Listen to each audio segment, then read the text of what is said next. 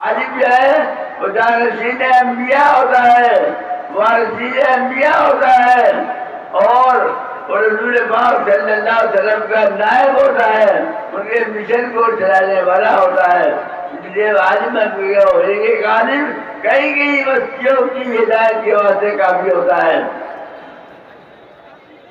جو دعوت و تبلیغ لے کر حضرات انبیاء کرام علیہ السلام دنیا میں تشریف لائے، اس کا اس مشن کو چلانے والا یہی عالم دین ہوتا ہے۔ سب سے بڑا مرتبہ اور درجہ جو ہوتا ہے انبیاء کے بعد وہ اساتذہ علماء کرام کا درجہ ہے۔ یہ ہمارے سب سے بڑے محسن ہیں، ہمارے سب سے بڑے محسن ہیں، ان سے بڑا کسی کا احساس نہیں ہمارے اوپر۔ آپ دیکھیے علماء کرام نے قرآن پاک کے اوپر اعراب لگایا، زیر زبر لگایا۔ اگر قرآن پاک کے اوپر زیر زبر نہ لگتا تو آپ قرآن پاک نہیں پڑھ سکتے تھے، علماء بھی نہیں پڑھ سکتے تھے، عربی صاحب بھی نہیں پڑھ سکتے تھے۔ لیکن یہ اتنا بڑا احسان ہے علماء کرام کا، انہوں نے قرآن کے اوپر اعراب لگا کر کے قرآن پڑھنا ہمارے لیے آسان فرما دیا، نماز میں بھی اور غیر نماز کرنے بھی۔ اور جو بھی کتابیں مجھے لکھی ہے حضرات علماء کرام نے قرآن و حدیث سے لکھی ہے، اس کو دیکھ کر کے ہم پڑھ کر کے چار مسئلے جانتے ہیں۔ ہم کو چار مسئلے جو معلوم ہے وہی علماء کرام پر انہوں نے اردو زبان میں اور مقامی زبان میں انہوں نے ترجمہ کر کے قرآن کا اور حدیث کا ہم کو دین دکھایا اور بتایا، جن کا بہت بڑا احسان ہے میرے محترم بزرگوں اور دوستوں۔ اللہ تعالیٰ نے علماء کا مقام بہت بلند فرمایا تھا۔ رسول پاک صلی اللہ علیہ وسلم فرماتے ہیں تو عالم بن کر کے رہو او متعلمن، یا متعلم بن کر کے رہو۔ متعلم دین کے سیکھنے والے بن کر کے رہو، علم دین کے سیکھنے والے بنو۔ علم دین کا سیکھنا بھی بہت بڑی نعمت، بہت بڑی دولت ہے۔ جو لوگ علم دین کے حاصل کرنے میں لگے ہوئے رہتے ہیں، جو طالب علم ہوتے ہیں، اللہ کے فرشتے ان کے لیے دعائیں مغفرت کرتے رہتے ہیں، یہاں تک کہ سمندر کی مچھلیاں بھی ان کے لیے دعائیں مغفرت کرتی رہتی ہیں۔ کتنی بڑی خوشی کی بات ہے۔ اگر وہ اسی راستے میں انتخاب کر جائے تو اس کو شہید کا درجہ ملتا ہے، شہید کا درجہ ملتا ہے۔ هل يستوي الذين يعلمون والذين لا يعلمون إنما يتذكر أولو الألباب۔ وقال النبي صلى الله عليه وسلم من يرد الله به خيرا يفقهه في الدين، أو كما قال صلى الله عليه وسلم۔ قابل صدر احترام حضرات علماء کرام،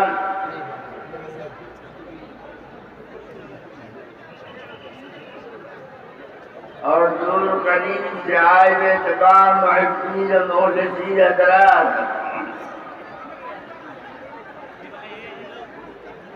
دنیا میں آدمی کو تین چیزوں سے عزت ملتی ہے۔ کبھی تو دولت کی وجہ سے اس کو عزت ملتی ہے، اور کبھی اس کو عہدہ اور کرسی ملنے کی وجہ سے عزت ملتی ہے، اور کبھی علم دین حاصل کرنے اور اچھے اخلاق سیکھنے اور نیک اعمال بننے کی وجہ سے عزت ملتی ہے۔ جو عزت مال و دولت کی وجہ سے ملتی ہے وہ عزت عارضی ہوتی ہے، کمزور ہوتی ہے، چند روزہ ہوتی ہے، تھوڑے دنوں کے بعد ختم ہو جاتی ہے، کیونکہ مال ایک عارضی چیز ہے، وہ ہمیشہ رہنے والی چیز نہیں ہے۔ حدیث شریف میں آتا ہے المال غانم برا، مال جو ہے صبح کو آتا ہے شام کو رخصت ہو جاتا ہے۔ کتنے لوگوں کو ہم نے دیکھا کل کو وہ مالدار سے آج غریب ہو گئے، کل کو غریب سے آج مالدار ہو گئے۔ تو مال ایسی چیز ہے جو برقرار رہنے والی چیز نہیں ہے، بلکہ مال آتا جاتا ہے۔ اور جو عزت آدمی کو عہدہ اور کرسی کی وجہ سے ملتی ہے، وہ عزت بھی ناپائیدار ہوتی ہے، وہ عزت بھی فسفسی اور کمزور ہوتی ہے، جلد روزہ ہوتی ہے۔ جب تک اس کی کرسی صحیح ہے تو لوگ اس کے آگے پیچھے چلتے ہیں اور اس کی ہاں میں ہاں ملاتے ہیں اور اس کے گن گاتے ہیں، اس کی تعریفیں کرتے ہیں۔ اور جب اس کی کرسی ڈاوا ڈول ہو جاتی ہے تو سارے کے سارے سر و چکر ہو جاتے ہیں۔ لیکن وہ عزت جو آدمی کو علم دین حاصل کرنے کی بنا پر ملتی ہے، اچھے اخلاق کی وجہ سے ملتی ہے اور نیک اعمال کی وجہ سے ملتی ہے، وہ عزت بہت پائیدار عزت ہوتی ہے، وہ ہمیشہ ہمیشہ باقی رہنے والی عزت ہوتی ہے۔ آپ دیکھیے حضرت امام اعظم ابو حنیفہ رحمۃ اللہ علیہ، حضرت امام مالک رحمۃ اللہ علیہ، حضرت امام شافعی رحمۃ اللہ علیہ، حضرت امام احمد بن حنبل رحمۃ اللہ علیہ، حضرت امام بخاری رحمۃ اللہ علیہ، یہ لوگ علم کے پہاڑ تھے، عمل کے پہاڑ تھے۔ اللہ تبارک و تعالیٰ نے ان کے علم و عمل کی وجہ سے ان کو کیسی شہرت دی۔ آج 1200 سال کا زمانہ گزر گیا لیکن آج بھی ہمارے دلوں میں ان کی عزت قائم ہے۔ آج نظرات کے نکالے ہوئے مسائل آج دنیا میں پوری امت عمل کر رہی ہے۔ شافعی لوگ امام شافعی اللہ علیہ کے مسائل پر عمل کرتے ہیں، مالکی لوگ امام مالک کے نکالے ہوئے مسائل پر عمل کرتے ہیں، حنبلی لوگ امام احمد بن حنبل کے نکالے ہوئے مسائل پر عمل کرتے ہیں، حنفی لوگ حضرت امام ابو حنیفہ رحمۃ اللہ علیہ کے نکالے ہوئے مسائل پر عمل کرتے ہیں۔ آج ساری دنیا اس پہ عمل کرتی ہے۔ آج اگر کوئی 1200 سال پہ جانے کے بعد بھی ان ائمہ کرام کی شان میں اگر کوئی گستاخی کرتا ہے، بدتمیزی کرتا ہے، ان کی توہین کرتا ہے تو ہم اس سے لڑنے مرنے کے لیے تیار ہو جاتے ہیں۔ کیوں؟ ہم ان کی حالت برداشت، ان کی توہین برداشت نہیں کر سکتے ہیں۔ کیوں؟ ان کا وقار ہمارے دل میں، ان کی عزت اور ان کا احترام ہمارے دلوں میں، اور کیوں؟ اس بنا پر اللہ تعالیٰ ان کو علم دین سے نوازا، قرآن و حدیث کا علم ان کے سینے میں بن گیا، اس لیے آج ہم ان کی عزت کرتے ہیں۔ میرے محترم بزرگوں اور دینی بھائیوں، حقیقت یہ ہے کہ علم دین ایک ایسی عزت کی چیز ہے، ایسی اکرام کی چیز ہے، اس سے بڑھ کر کے اور کوئی عزت کی بات نہیں۔ حدیث پاک میں آتا ہے، رسول پاک صلی اللہ تعالی علیہ وسلم ارشاد فرماتے ہیں، اکرموا حملۃ القرآن فإن من اکرمهم فقد اکرمنی۔ تم لوگ حاملین قرآن کا اکرام کیا کرو، ان کے سینے میں اللہ تعالیٰ نے قرآن کا علم بھر دیا ہے، جب دل میں الفاظ دیا گیا اس کے سینے میں حامل قرآن یا عالم دین ہے جو الفاظ کے ساتھ ساتھ معنی کو بھی یاد کیے ہوئے ہیں، تو عالم قرآن کا اکرام کیا کرو، فإن من أكرمهم فقد أكرمني۔ تو انہوں نے ان کا احترام کیا، ان کا احترام کرنا ایسا جیسے میرا احترام کیا انہوں نے۔ عالم دین کا، حافظ قرآن کا احترام کرنا ایسا ہے جیسے رسول پاک صلی اللہ تعالی علیہ وسلم کا احترام کرنا۔ اتنی بڑی دولت ہے، اتنی بڑی عزت کی بات ہے محترم بزرگوں۔ تو علم دین کا حاصل کرنا بہت بڑی عزت کی بات ہے، بہت بڑی دولت کی بات ہے، ہمیں اس کی طرف توجہ کرنا چاہیے، علم دین کے حاصل کرنے کی طرف بڑی توجہ کرنا چاہیے۔ آپ غور فرمائیے کہ اللہ تعالیٰ نے سب سے پہلی وہی جو نازل فرمائی ہے قرآن پاک میں وہ کیا اقرا پڑھیے، پڑھنے کا حکم دیا اللہ تعالیٰ نے. سب سے پہلی وہی جو آج نازل ہوئی ہے وہ یہی نازل ہوئی اقرا پڑھیے. آپ تو پڑھنے کی اہمیت سے ظاہر ہوتی ہے، علم کی اہمیت سے ظاہر ہوتی ہے. اور دوسری بات یہ ہے اللہ تبارک و تعالیٰ نے علم کے ذاتے کے حاصل کرنے کا حکم دیا ہے کہ تم لوگ علم کی ذاتی کہ اللہ تبارک و تعالیٰ سے مجھے دعا کیا کرو اللہ تبارک و تعالیٰ سے کہ اللہ ہم کو علم کے زبان سے ذاتی عطا فرما. رب زدنی علما، اللہ علم کے زبان سے ہم کو ذاتی عطا فرما. کسی اور کام کے بھی ذاتی کا حکم اللہ نے نہیں کیا ہے قرآن پاک کے اندر. اگر کسی چیز کی ذات طلب مانگنے کا حکم دیا ہے تو علم کے بارے میں حکم دیا ہے.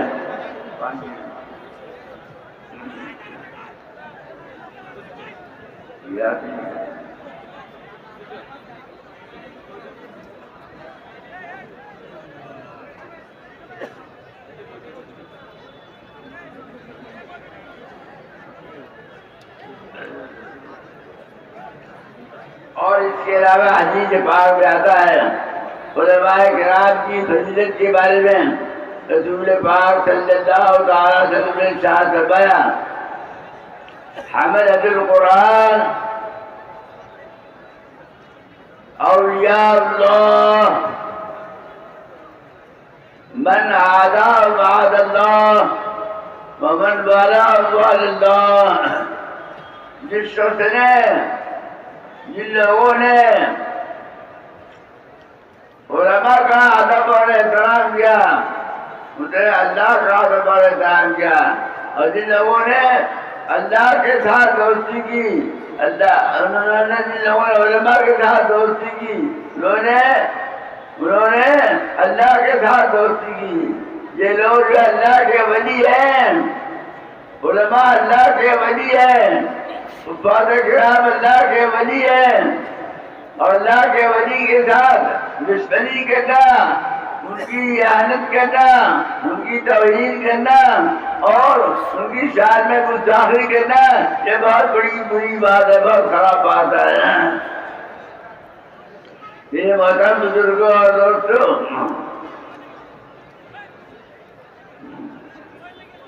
میرے محترم بزرگوں اور دوستوں، رسول پاک صلی اللہ علیہ وسلم نے یہ بات ارشاد فرمائی ہے، کتنی عظمت کی بات ہے علماء کرام کے لیے کہ اللہ تبارک و تعالیٰ نے ان کو اپنا دوست بنایا ہے. یہ اولیاء اللہ ہے، اللہ کے دوست ہیں، اور اللہ کے دوست کے ساتھ کوئی دشمنی کرنا اور ان کی توہین کرنا، ان کی شان میں گستاخی کرنا یہ ہمارے لیے بہت بڑی بات ہے. بخاری شریف کی حدیث ہے من عادى وليا لي فقد آذنته للحرب. میرے دوست کے ساتھ جس شخص نے عداوت کی، دشمنی رکھی تو میری طرف سے اس کو اعلان جنگ ہے، اعلان جنگ. اللہ کے ساتھ کون لڑائی لڑے گا؟ اللہ کی فوج کے ساتھ ہم میں سے کون لڑائی لڑنے کے لیے تیار ہے؟ کوئی بھی تیار نہیں ہے. تو علماء کا مقام اللہ نے بہت اونچا بنایا ہے، بہت بلند فرمایا ہے جی. اور ایک حدیث میں آتا ہے رسول پاک صلی اللہ علیہ وسلم نے ارشاد فرمایا یہ حاملین قرآن جو ہے یہ کیا ہے؟ یہ قیامت کے دن جنتیوں کے سردار ہوں گے، جنتیوں کے سردار ہوں گے، جنتیوں کے سردار.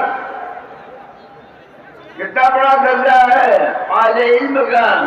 ایسے لوگوں کی توہین کرنا، ایسے لوگوں کے مقام کو گرانا یہ ہمارے لیے بہت بڑی بدنصیبی کی بات ہے. رسول پاک صلی اللہ علیہ وسلم کا ارشاد ہے، میرے محترم بزرگوں اور دوستوں، آپ ارشاد فرماتے ہیں کونوا عالما، جب عالم بن کر کے رہو. عالم بن کر کے رہنا سب سے بڑی بات ہے. عالم جو ہے وہ جانشین انبیاء ہوتا ہے، وارثین انبیاء ہوتا ہے، اور رسول پاک صلی اللہ علیہ وسلم کا نائب ہوتا ہے، ان کے مشن کو چلانے والا ہوتا ہے۔ اس لیے عالم ایک عالم کئی کئی بستیوں کی ہدایت کے واسطے کافی ہوتا ہے۔ جو دعوت و تبلیغ لے کر حضرات انبیاء کرام دنیا میں تشریف لائے، اس کا اس مشن کو چلانے والا یہی عالم دین ہوتا ہے۔ سب سے بڑا مرتبہ اور درجہ جو ہوتا ہے انبیاء کے بعد وہ اساتذہ علماء کرام کا درجہ ہے۔ یہ ہمارے سب سے بڑے محسن ہیں، ہمارے سب سے بڑے محسن ہیں، ان سے بڑا کسی کا احسان نہیں ہمارے اوپر۔ آپ دیکھیے علماء کرام نے قرآن پاک کے اوپر اعراب لگایا، زیر زبر لگایا۔ اگر قرآن پاک کے اوپر زیر زبر نہ لگتا تو آپ قرآن پاک نہیں پڑھ سکتے تھے، علماء بھی نہیں پڑھ سکتے تھے، عربی بھی نہیں پڑھ سکتے تھے۔ لیکن یہ اتنا بڑا احسان ہے علماء کرام کا، انہوں نے قرآن کے اوپر اعراب لگا کر کے قرآن پڑھنا ہمارے لیے آسان فرما دیا، نماز میں بھی اور غیر نماز کرنے بھی۔ اور جو بھی کتابیں مجھے لکھی ہے حضرات علماء کرام نے قرآن و حدیث سے لکھی ہے، اس کو دیکھ کر کے ہم پڑھ کر کے چار مسئلے جانتے ہیں۔ ہم کو چار مسئلے جو معلوم ہے وہی علماء کرام پر انہوں نے اردو زبان میں اور مقامی زبان میں انہوں نے ترجمہ کر کے قرآن کا اور حدیث کا ہم کو دین دکھایا اور بتایا، جس کا بہت بڑا احسان ہے میرے محترم بزرگوں اور دوستوں۔ اللہ تعالیٰ نے علماء کا مقام بہت بلند فرمایا تھا۔ رسول پاک صلی اللہ علیہ وسلم فرماتے ہیں تو عالم بن کر کے رہو او متعلمن، یا متعلم بن کر کے رہو۔ متعلم دین کے سیکھنے والے بن کر کے رہو، علم دین کے سیکھنے والے بنو۔ علم دین کا سیکھنا بھی بہت بڑی نعمت، بہت بڑی دولت ہے۔ جو لوگ علم دین کے حاصل کرنے میں لگے ہوئے رہتے ہیں، جو طالب علم ہوتے ہیں، اللہ کے فرشتے ان کے لیے دعائیں مغفرت کرتے رہتے ہیں، یہاں تک کہ سمندر کی مچھلیاں بھی ان کے لیے دعائیں مغفرت کرتی رہتی ہیں۔ کتنی بڑی فضیلت کی بات ہے۔ اگر وہ اسی راستے میں انتخاب کر جائے تو اس کو شہید کا درجہ ملتا ہے، شہید کا درجہ ملتا ہے۔